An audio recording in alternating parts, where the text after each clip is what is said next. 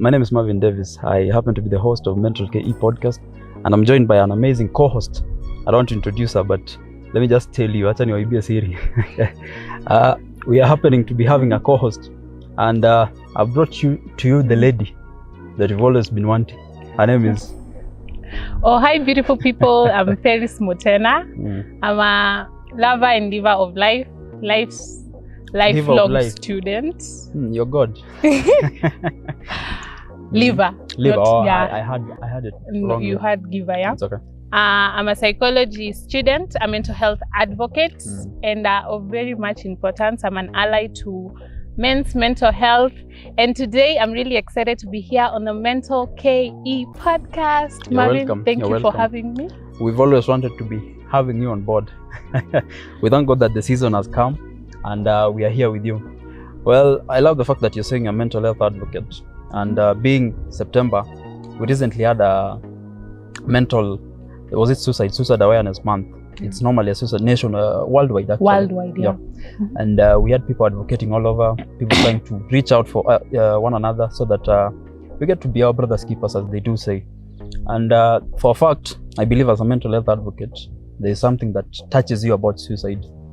And you'd love also to speak to people, in as much as you at an individual level advocate for other factors of mental health. So maybe even if, as we start, you know, like I was telling you before the show, I got intrigued by a news today before I got here, and that is by an MCA. You see, these are political leaders. These are leaders in our society that showcase what the society is supposed to be about to some extent. And so it was so saddening to hear that one of the MCAs had committed suicide days after the advocacy day was actually there. So I wanted us to, share with the public, because I noticed there's a lot, and true to facts, people don't speak out. So that is why I want us to begin this show by, telling the listeners so that they get to know that, this is a critical issue that we need to talk about at all times. I think you know something about suicide, and I'm quite glad that I'm having the right person on board today. We can start with whatever you know. Let me begin by saying people don't commit suicide. People die by suicide. When we put the word commit, it looks like one, it's volunteer, and it's a kind of offensive, and it's an offense. People die by suicide, and everything. What I want to say today about suicide, people have spoken about suicide, and I'm very glad for some reason that the conversation about suicide is out there. I'd say people didn't talk as much about suicide a decade ago, and I am very happy. I'm very happy for people to see that suicide could happen to anyone at any point. It's not... Should we say it's inevitable? Yeah. I think that's wrong. That's wrong. It's not right to say it's inevitable, but it's something that can affect anybody. Exactly. Life has a lot. From the affluent to everyone in the society. True. So I just want to send out love to anyone who's listening and might be attempting to commit suicide or having suicidal thoughts. You matter, you are seen, you are loved, and remember that every day someone smiles because you exist on this earth. Okay. We'll have attached contacts on the description box of toll-free crisis numbers that you could call and talk to someone. And I'll be hosting, by the time this show is out, I'll have hosted a webinar on difficult conversations around suicide on the Red Cross Egerton chapter page. I think in as much as you'll be hosting, so we can also have that conversation here, so that at least the person that is listening, it's good that they are waiting for you to have another webinar, because they're listening and it's something that they want to know about. And that could bring me to the types of suicide, like, I'm suicidal and I don't know. There are people in the society, because you're looking at how this reflects in the society. There's somebody that is suicidal and they don't know, because you see, it's stages. Suicide doesn't just come at once. It's something that develops over time, because you see, like they always say, maisha ni ngumu. It comes with a lot of tolls, and to some extent it's a overwhelming, that to an extent that you find yourself becoming suicidal. There are stages, not so definite, but there are ways in which suicide develops. Warning signs of suicide. The warning signs, kind of. What would you tell our listeners? So I'd say suicide is the end goal of depression. Everyone faces stress. Every single day we face stress. But there's a point where stress becomes chronic and people fall into depression. And if they're not attended to, they will now die by suicide. Okay. So there are very many warning signs, including someone telling you, we nitajinyonga. Hii maisha imenishinda. You'd hear it as words, and there are people who would actually even say it as words. Hata mimi, there's a point, kitambo kidogo, I just used to say it, but it's not anything normal. People start withdrawing from their activities, they start withdrawing from their friends. It's kind of something out of the norm. Yeah, they start pulling away. But I believe if someone comes to you about suicide, I believe now people could at least start having a conversation around it. Just show them how much you love them and how you're going to walk through this journey with them. And don't be afraid to ask someone, are you suicidal? Because some people propagate that, when you ask someone, are you suicidal? I saw you're not okay. Are you suicidal? I saw you do this and that. Are you suicidal? Don't be afraid to ask them that. A lot of people say you might push someone who's not suicidal to actually be suicidal, but no, call it what it is. Yeah, I think the point you're saying is that it takes a conversation. It takes just a question to drive a conversation and maybe help somebody to be out of the suicidal thoughts. Something that you highlighted is that it is as simple as somebody sharing that idea of suicide. Like somebody might be thinking of the possible ways somebody can commit suicide, and that is actually being suicidal. And it can lead, because you see, the things you resonate with, the things that you get familiar with at times, are the things that maybe lead you to, you do what you're familiar with. You do what you're familiar with. You commit suicide because you're familiar with the thoughts of suicide. Yeah. You said die by suicide. I'm sorry, I'm being forgetful. Also, I want to challenge people like me and you who are okay. There are people just say stuff. Thank God you say we're okay. Yeah. People say stuff. Don't just say anything because it's a joke or it's something that has come into your head, so that we are able to identify in the true sense. There are three C's when we talk about suicide. There's choice, there's commitment, and there's correlation. Something in those lines. I stand a lot by correlating. Would you kindly, before you go to the correlation, maybe shed light on sure. the choice, commitment, and choice? Okay. I'm very aware that the people who contemplate suicide or attempt suicide are people who are not in their 100% mental space. But people could make the choice of, I do not want to die by suicide, or I want to die by suicide. I want to live. I want to do this. I know this is hard, but I want to do it. It's going to be a choice. How about correlation? Correlation is, and today I want to talk to men. Speak to us. Okay. We are listening. I feel like I'm a big value of community, and I'll always say that every time. And I feel like a lot of people, when they become suicidal, they tend to seclude themselves from people, from their society, from their normal doings. Someone would rot in their room for like 3 days with no light, with nothing. And today I just want to ask you and everyone else who's listening, I hope you have someone who, when they go 2 days without talking to you, you will contact them, you will visit them, you hold them accountable, you are there for them. You are their true friend. I feel like I thrive a lot in community, and just to say I don't know if I would be this far without community. Honestly speaking, there are people when you tend to be that close to them, honestly speaking, the people, they're like, you're being too much. You're getting into their space too much. I think it's something it's a conversation we should be having. On getting too much on your space. Getting too much on your space could be, hey, how are you doing? Why haven't you come to class? I've not been seeing you.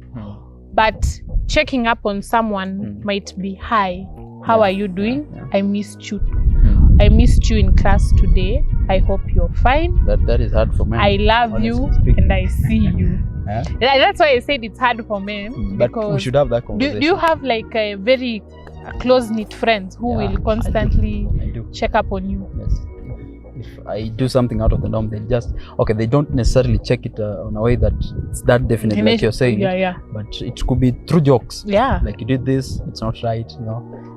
And I feel like people speak a lot through jokes. And that is something that the society has really ignored. Do you have friends you talk to in case things get really tough? I do. As a man, that is one thing that drove me to become a mental health advocate, because I saw there is power when you share with somebody. Would you say your other male friends have people they talk to? They are safe spaces?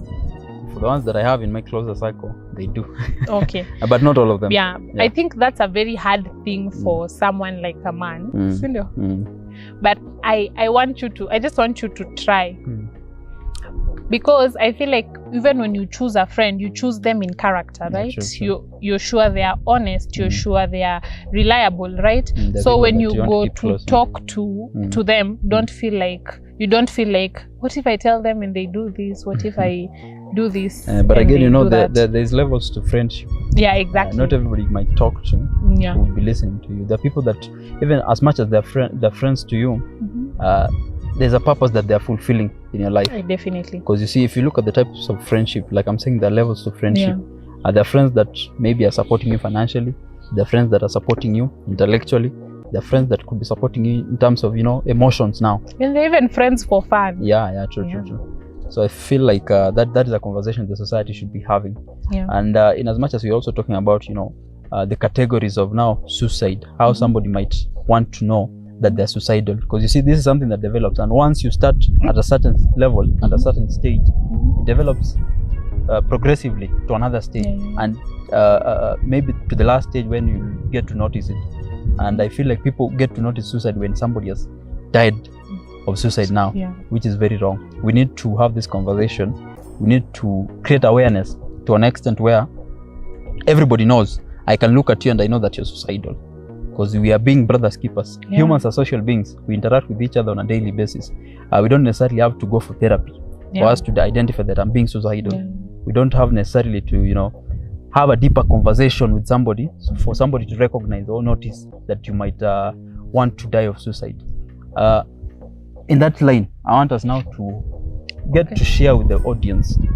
Kidogo nataka kuongelesha maboys. If you are listening to me na uko part of the maboys, leo go and check on your boys. Waulize tu, si kila siku twende tukashike kakota, sijui twende tukafanye nini, situtokeleze.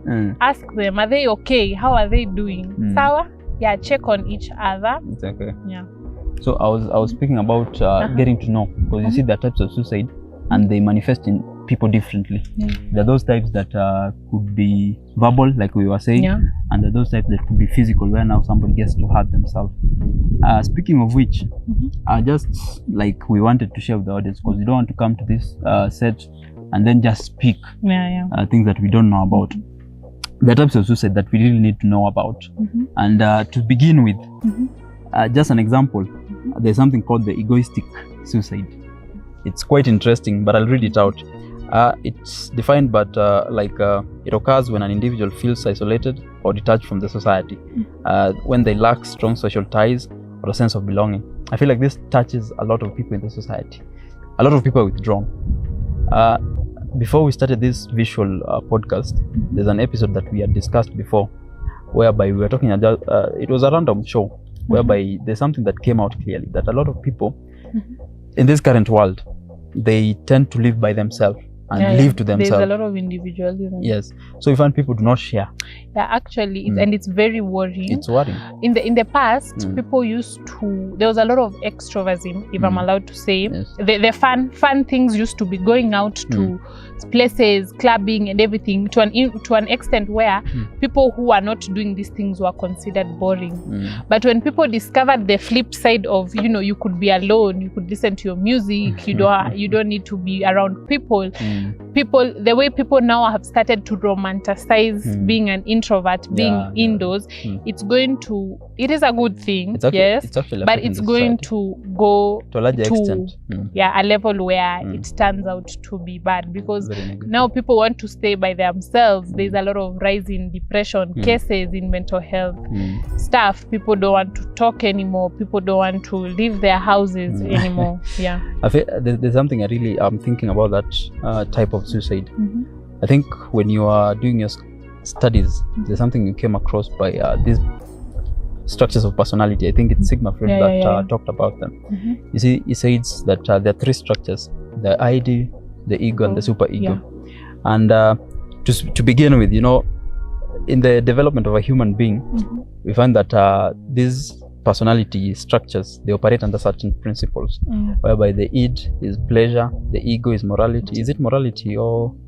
No. I think either. The ego is the morality. And super ego, it's the super ego that just the morality. The ego is lecture and same. So the ego is the balance, I think, between the two. Morality creates the balance. Oh, morality, But we do associate egoism with a lot of negative connotation, and that is why you see when we talk about that type of suicide, what comes out is that people who tend to keep to themselves, these are individuals that they feel like they can do it by themselves. And like we were saying, humans are social beings. We can't really lie to ourselves that you're going to live by yourself. You can stay indoors for 3 days. The 4th day, you're going to be a mess completely. That is why you find people when they stay isolated. I think a study has been done.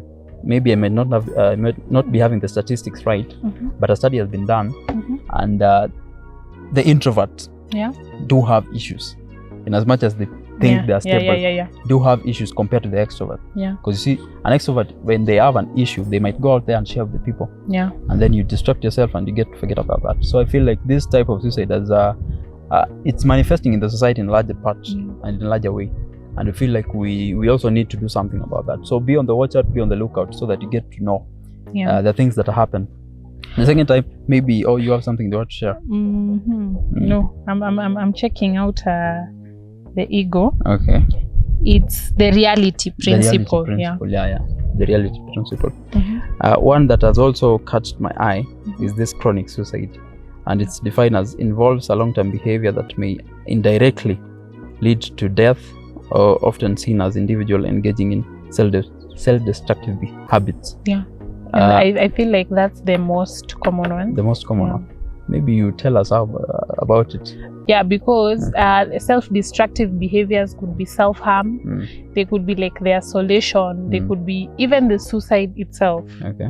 So I feel like that's how suicide mostly manifests, because it's the suicide we talk about is like a chronic level of some certain mental health issue. So I think it's the most common one. There's this question I think you might have come across it.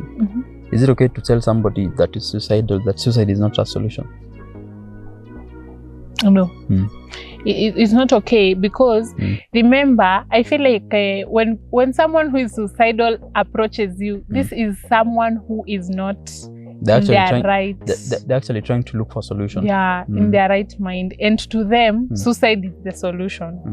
So would it be okay if you give them the solution? You will reality check. What you do is you reality check them. Okay. You ask them, you can approach someone in a subtle way, and you could also approach someone in a very defensive way. Okay. Let me say that.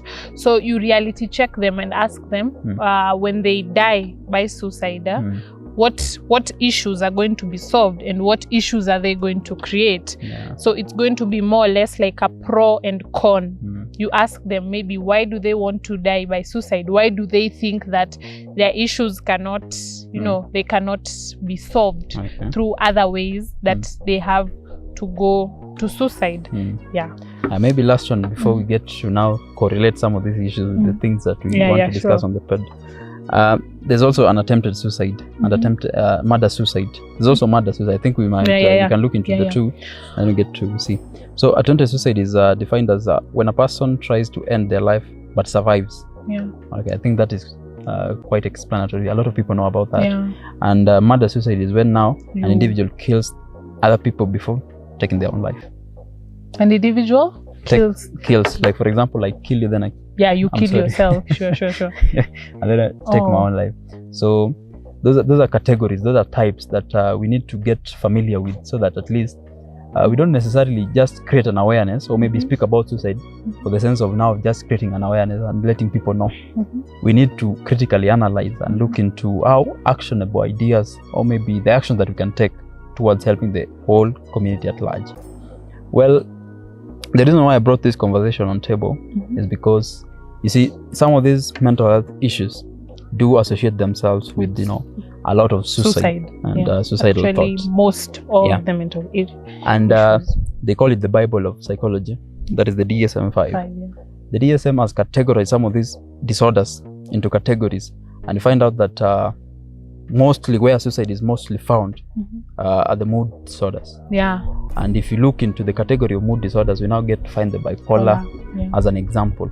So maybe if you look into this bipolar, because we are planning to have a show to have a lived experience of bipolar. And I feel like before we do that, we need to introduce it for the audience to have a snippet and get to know what actually this is. And one thing we can do is just shed light. I think you're an expert in that area. Okay. Yes. The two types of suicide you mentioned are very intriguing. Okay. Where someone survives an attempt of suicide or someone takes their life, takes your life and takes their life. And they could survive. They could kill has been you. Happening, actually. Yeah, they could kill you and they don't die, right? So I feel like there should be a lot of light shed in the light or in the direction of these people have mental health issues in as much as, suicide is a crime. I love the fact that you're bringing that on board. Maybe let me cut you short before you proceed. So take an example. I have a mental disorder and I commit suicide by killing somebody, and then I want to take my life, and then I get apprehended into court. They find out, they do that assessment, they find out that I was mentally unable, disabled. I think I would say that, unstable. What would be the right approach? Because you see, this individual, they might be taken to a remand or something. Justice would not be served there. What do you think about that? Okay, there's a while back I saw the Chief Justice suggesting a clause to take people who attempt suicide on themselves or on others and they survive for mandatory counseling instead of, putting them in jail. Because if we're being honest, yes, there might be programs running for, But before even the counseling, there's an assessment that should be done, evaluation to first of all know that this person is actually. Yeah, they do. I think in court they do that. Leave alone in court, before you're even taken to court. There's an evaluation that, first of all you get arrested, and then there's an evaluation that is done so that they actually prove that this individual was unstable. And then is when now, after rehabilitation services are done, then you're taken to court. It has been done, but I feel like there's a lot that needs to be done in that area, because a lot of people do escape with that. Because you see, if you look into the history of suicide, especially in our country, there's a lot that has been happening in that line. And I feel like a lot of people, I'm sorry for mentioning that, have been escaping with that. Just to say, I feel like there are structures for mandatory counseling should be in place as strong structures like the ones for rehabilitations in jails. You see, why people would escape is they would say, if first of all there were a lot of myths about mental health, so they would feel like maybe they did this because they're not in the right senses, which is correct, but they would give, I feel like they escape because we give so much sympathy instead of empathy. So I feel like if structures for mandatory counseling were put in place, very strong structures, it would be either you go to jail or mandatory counseling. There is no way you just go because now you committed, you attempted suicide because you have this. But I love disorder. The fact that you have it's a growing field. It's a growing field that there's a lot of discoveries that are going to be made, and it's going to help the society to be stable in a way. Well, we wanted to look into now some of these mood disorders, and especially bipolar, because like I'm saying, we are going to be hosting a lived experience of an individual that has bipolar. I'd be very glad to be on that set so that we get to know. I feel like a lot of people, people nowadays feel like it's cool to have a mental health disorder.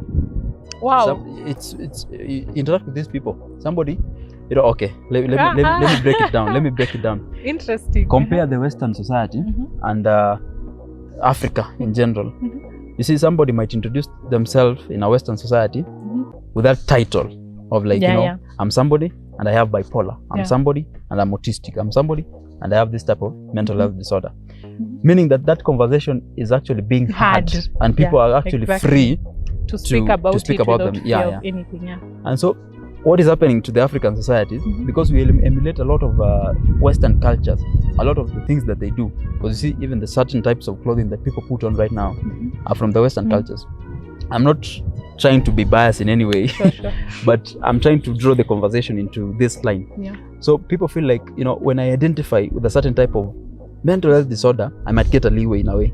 I might be considered in a way. I might be seen as cool because, something like that. So that's shocking. It's shocking, but it's something that is happening. If you interact with these people, especially, I don't mention names. Let me leave it there. But we need to shed light. We need to have a conversation so that we know. And as much as we want to have some of this conversation, it is not necessarily for the purpose of getting an identity in a way. The society has lost its identity to several factors, and it includes this field that is growing. Sure. And so we really need that conversation. And thanks to you that you have us on board. We'll be having this conversation very soon with that lived experience. But for now, we'll just be shedding light. And I feel like now that you're an expert, you're going to help us here. Okay. These cool people do. Okay. Cool, I think these cool people are the ones that want to self-diagnose. You feel one way. You have never. They go Google the symptoms. Then Google will always show you are sick.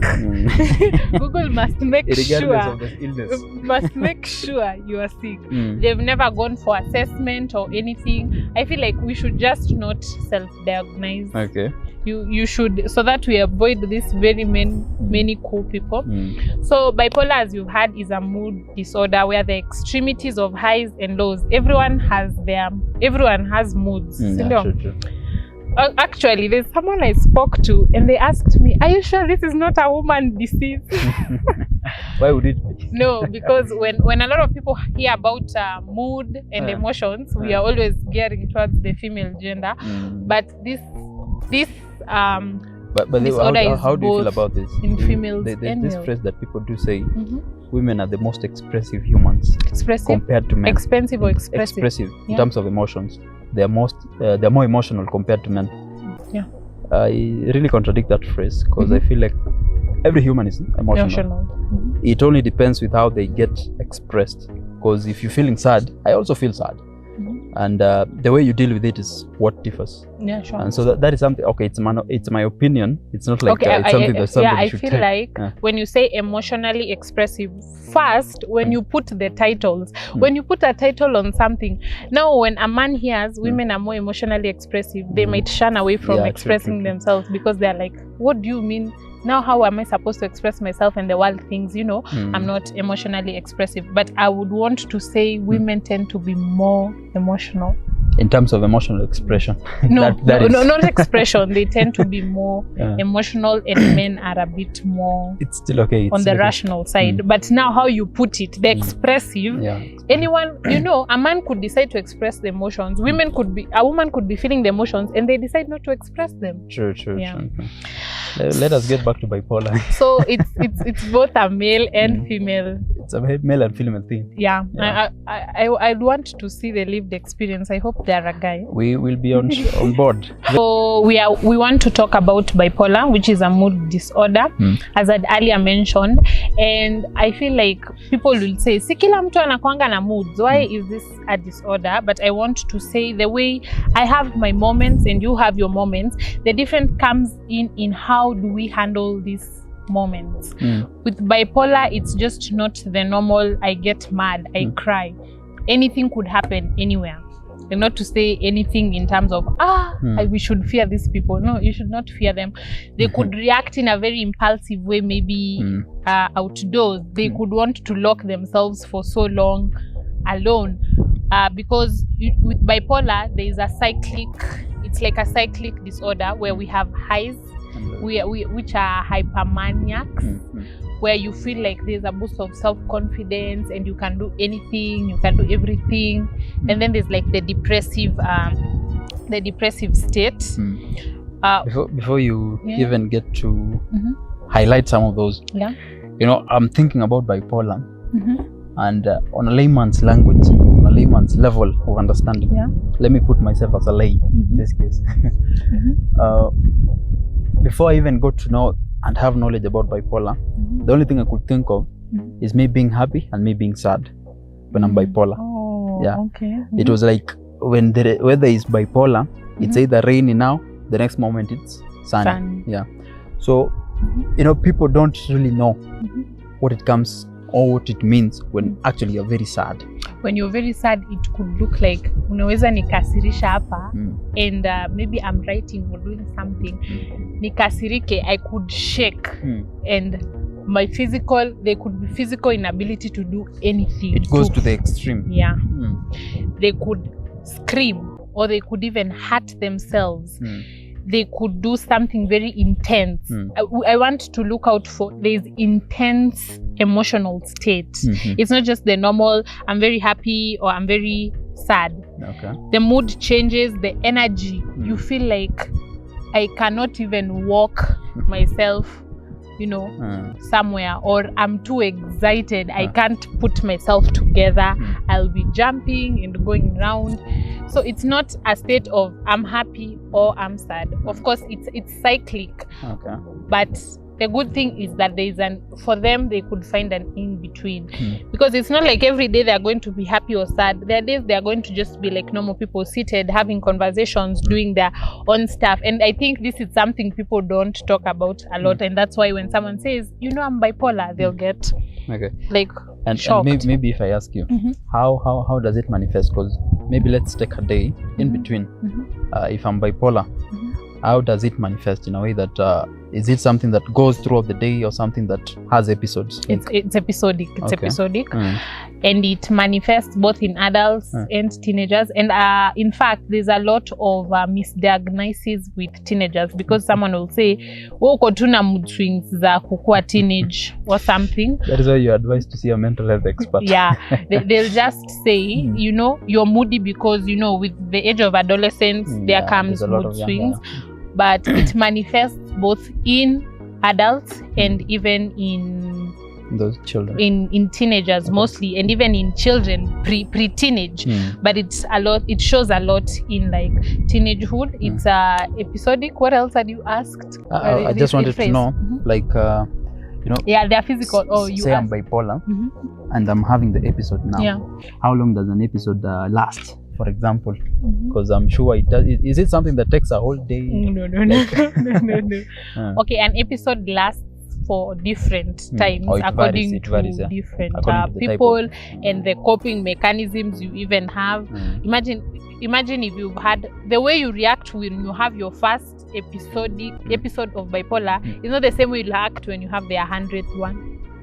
Because I feel like these people are constantly equipped with coping mechanisms to maybe take deep breaths to challenge their negative beliefs. So I feel like how you react in the beginning is not how you react in the end. And there are people who would even have these episodes in public. And someone I think I've seen one of them. And someone will say, tokeni huko, sijui ni kama amekuwa mwenda wazimu. It's a mad person. Or something. Speaking of the coping strategies, leave alone the fact that maybe somebody could be bipolar. Speaking of the coping mechanisms, what would you tell? Because I feel like, okay, in as much as somebody has those episodes, what we can do to try and manage is that type of distraction. It's a coping mechanism. It could work for you, it might not work for you. But once you find that thing that really works for you, it will be very key to help you in managing some of these episodes. Because you see, like we were saying in the first segment, we are social beings, and not everybody is going to love you, associate with them, or maybe socialize with them. You could be having those episodes, and it might even cut ties. You see, they say people are destiny connectors.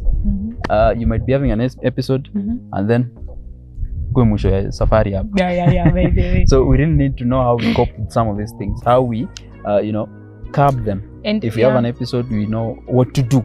Because somebody might be having that episode, they really want to manage it, but they don't know how. okay, I'll also talk about that in that line. When we hear people with disorders, we just want to accept them. Yeah, it's true, there, you know, but we don't want There's to no love. love them into normalcy. Because you as a person and me as a person, there are things I or you could do to trigger them to get an episode. And then we will start saying, no, why are they acting like, and we. So I feel like they should be, you know, that part. So there are two sides where someone could be in the depressive, the low, or the maniac, which is the high. So when people are in like the high, they tend to they talk so quickly. Mdomo yao iende mbele ya thoughts. Even when I was in high school, my Kiswahili teacher used to tell me, mkono yako iko mbele, no, was it mkono ama ni akili yako iko mbele ya mkono. Yeah, because there are some sentences that I left something I intended to have. So they talk a lot and they are very hyperactive. They want to do a lot of things at the same time. And is there an association, before you even continue, is there an association of this hormone called adrenaline? Yeah. With that? Yeah. Okay. Because there's a very high level of adrenaline when they have the mania. That gives the biological explanation now. Yeah, you can now continue. So when you have this, a lot of them tend to keep schedules, you know, you have to do this, I have to do that, so that they don't get ahead of themselves. People could also, you know, take deep breaths, slow down. As a coping mechanism. Yeah. Okay. They could wait. But imagine a situation. They could take, okay, like I said, it's something that can work for you and might not work for you. Speaking of taking deep breaths, I feel like people don't know how to do this. For real. Oh, they don't know the breathing technique. The breathing techniques. Okay. I feel like you can also train us if you know. Okay. This one I will give credit to one good professor. Okay. Who taught me. It's very simple. The ones I knew a bit, they require more time, and you know sometimes you're just going on with your stuff and you want to pull off. So you put your palms. I can demonstrate. You put your palms on your laps. On your lap. Okay.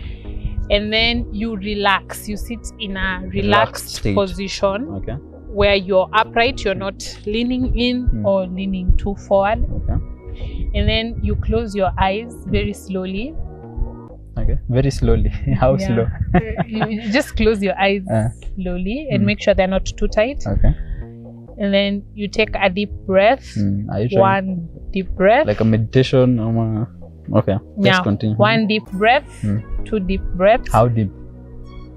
Very, very, very deep. Okay. No, but you don't move your head. Yeah, you just take a deep breath and you breathe out. A deep breath and you breathe out.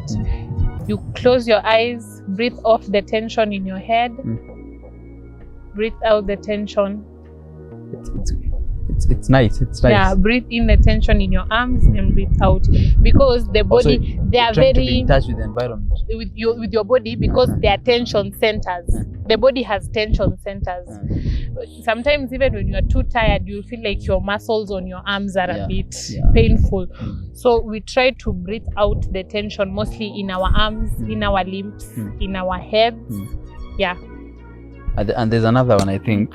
I thought you were going to say that, but now that we have 2 teachers. Good. Nice. There's one that which shape is this? Like this type of one. Square, rectangle. Yeah. A rectangular shape, whereby you count twice the number of time you breathe in. Let's say I'm breathing in, counting up to 4. I'll hold it twice the number of times that I breathed in. So and then I breathe out. So an example is this: you breathe in as you count 1, 2, 3, 4, and then you hold it as you count 1, 2, 3, 4, 5, 6, 7, and then 8, and then you breathe out. You do that 3 times. Blood will be pumped into your body in a good way, and you'll feel like you're regenerated. Okay. You're re-energized in a way. Actually, I'd recommend your technique for, as a bipolar person, give credits where credits do not mind. That technique.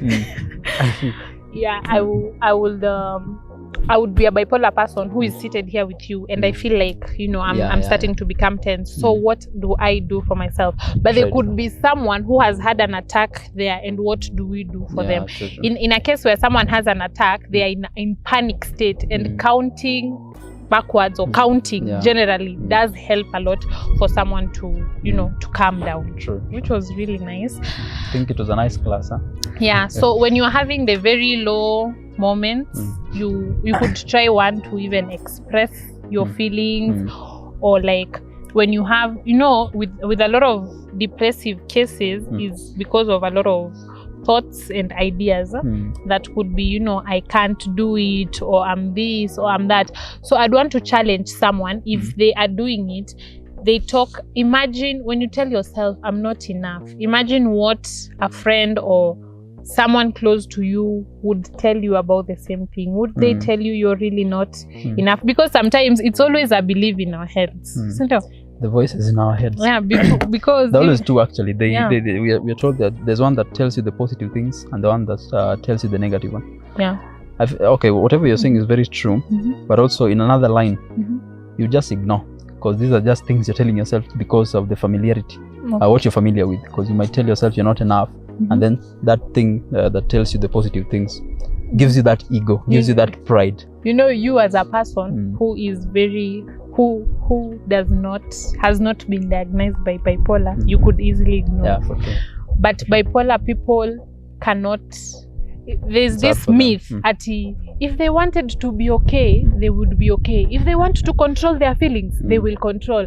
But in true sense, bipolar people can't cure themselves from bipolar. They can't tell themselves, I'm okay. It is like you're taking them through a treatment. I think it's called rational emotive. It's a type of So I feel like it's for them. It's not as easy as it is for you to ignore. Do you feel like it necessitates lots of the beliefs that somebody has? Because you see, for you to speak to yourself that way, it depends on how you believe in yourself. It depends on the type of beliefs that you hold as an individual. Because if you introduce the concept of rational emotive therapy, it actually deals with the challenging your negative thoughts. And I think your limiting beliefs around things. And I think the managing cognitive dissonance, there's an example whereby you talk of the black and white thinking. I don't want to say bipolar people are the black and white thinkers, but once an individual thinks in this direction, they tend to take that direction. And like we were saying, destructive practices, like we were saying, the breathing techniques would really help.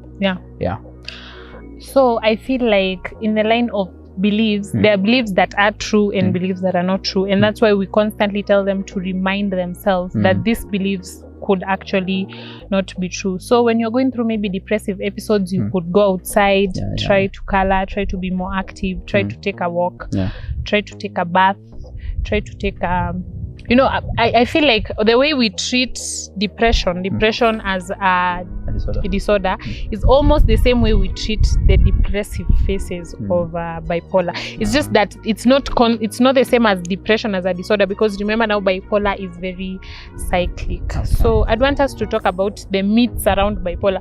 When you first heard about bipolar, what came into your mind? Somebody that is very hyper in terms of their emotions. They could be really happy to an extent that they even become a menace around the people that they are with. Or maybe they could be sad to an extent that nobody wants to hang around with them. So that is something that I don't know whether it's true. Okay.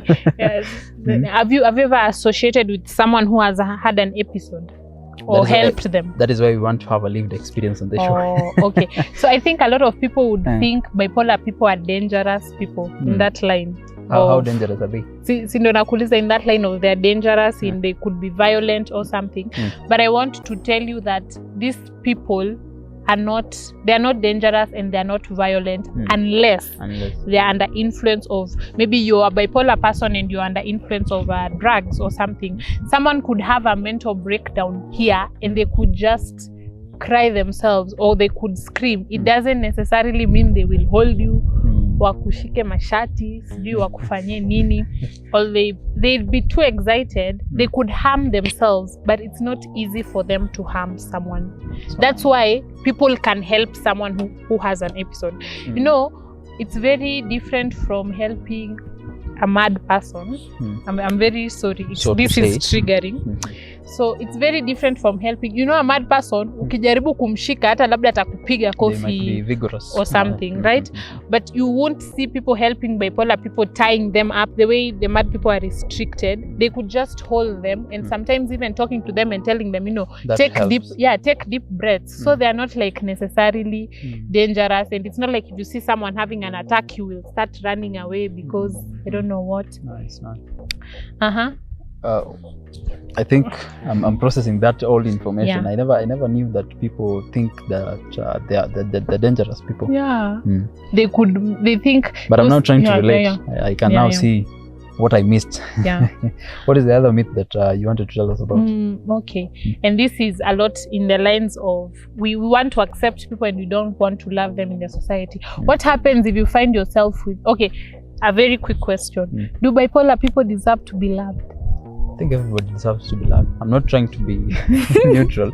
Everybody deserves love. So what happens if tomorrow you find a girl and they tell you, you know what, I'm bipolar, and now you're in a relationship with someone who is bipolar? Because we don't want to pretend these people don't have loved ones.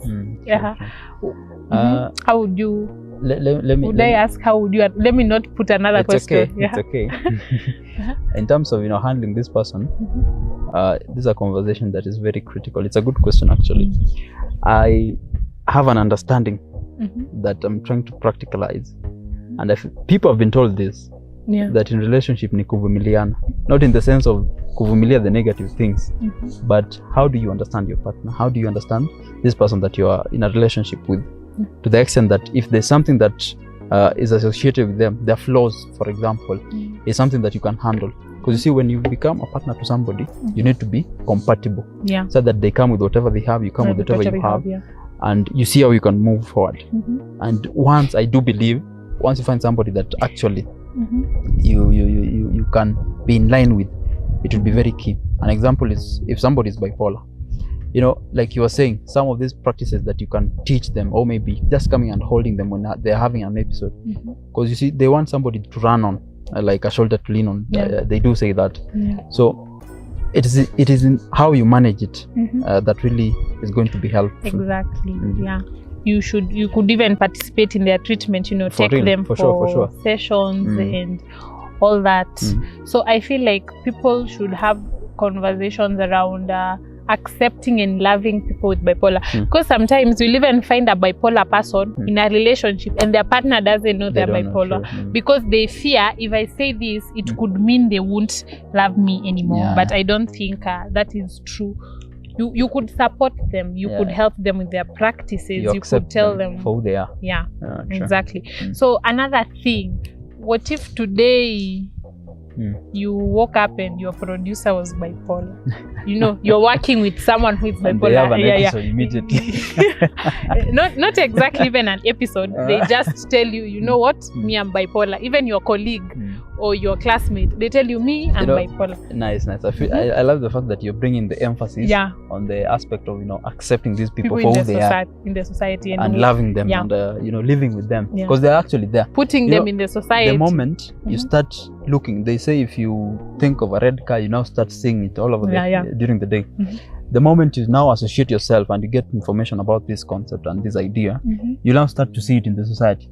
And for a fact, now that we are providing this information, I do believe that people are going to start to see things as we're now telling them, and actually the practices that you are giving them out, they will practice them, and actually it's going to create an impact by helping them manage some of these episodes and these disorders.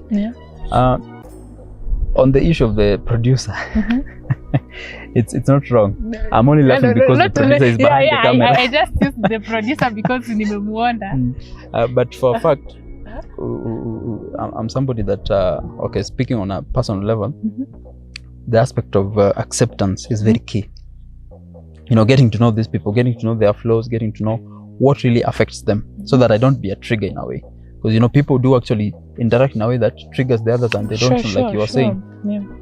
Accepting these people and loving them, not necessarily that intimate love, but having them on board so that they know if it is in this direction, in this type of interaction, this might affect me, this might not affect me, and that will give them peace. Yeah. What do you think about that? Okay, it brings me to another question. In the line of employment, do you think employers look at personalities, and do you think it's something that should be? There are those that, initially it wasn't something that was considered, but now that this is a growing field, and there's a lot of exploration, a lot of discoveries that are being made nowadays, especially these non-governmental institutions, they look into when it comes to employment, they even look into some of these aspects. You're told what type of person are you. You're even given a personality test, because I think there's certain type of personalities that they need for certain jobs. For certain, maybe you are an extrovert, and you're forced to be in the office every other time. An introvert is sent out there to interact with people. So it's very key. It's something that actually should be embraced. Yeah. So do you think the opportunities bipolar people don't get because they say I am bipolar, in terms of a lot, the job and in the employment? A lot. I cannot necessarily pinpoint, but there's a lot, because the society has always had that negative connotation when it comes to mental health disorders, and these are people, like, they view it mad people. When you have an episode, they consider this person to be mad. They're mad. If you go for an interview and you start having an episode, we can't have you because you might interrupt whatever we have. But when it comes to the management, I think it is in the area of industrial psychology that a lot of people need to do research and give to let the employers know that some of these things happen. People are different. You won't have the same type of employees in your workstation. Okay. Contrary to what a lot of people think, with bipolar people, they have it's not sure that everyone with bipolar is a genius, a born genius. I thought it was autistic individuals. Okay, I don't know. I feel like okay, I'm not sure if this is right to say, but there are people who say if God didn't give you one thing, they will give you the other. So I feel like people with disorders are blessed in a special way. So even for bipolar people who they have a burst of creativity, and they could work very well in the creative industry. You see, the time they're having the highs, they have a lot of self-esteem, a lot of self-confidence. Like even for writers and singers, they could write a whole chapter of a book in hours, or write a song that could be a hit, or put out a proposal, an advertisement for a company which could make them, make millions. I only feel that if someone comes as a bipolar, we should incorporate them in the right place of work, and we should treat them well. And the more reason we should have these conversations is because you could be working with someone bipolar and you're triggering them with or without knowing. So I feel like if you treat them in a certain way, they could very well fit in a work place. The conversation is becoming more sweeter. I'm loving the fact that we are introducing a concept that has been isolated in the society for a very long time. And just to let you know, I'll be still emphasizing on this. We will be having a lived experience on this issue, and we'd like you to tune in so that you get to also have a better understanding. We might be sharing from a perspective whereby we don't actually really understand what this is. But when it comes from the horse's mouth, as they say, it is something that you might learn a lot. So tune in, and maybe I think we might end this episode from here. It has become interesting as it is, and just to say, as a parting shot, let us accept these people, because mental health disorders are something that it is in the society. There are things that we actually have ignored for a long time, and now that this is a growing field, we'd love to also share information in that line. My name is Marvin Davis. This was MENTAL.KE podcast. Thank you for listening. Okay, I would love to send love and hugs to everyone that is suffering from bipolar, and here are a few affirmations every day. You should know that you're not alone. You're with people that love you and people that see you. You are not bipolar. You have bipolar, and you're not going to let a short-term episode determine who you're going to be in a long term. It's just an episode, and it's going to pass. You're going to get better. And know that you're not going to make long-term decisions from a short-term experience. Love and hugs to everyone that is looking out for them, to all their friends, to everyone that is taking care of them. And this was an amazing episode. We are the MENTAL.KE podcast. You could find us on all podcast platforms, on Instagram, and soon coming to TikTok. Yeah. It was nice talking to you. My name is Marvin Davis once more.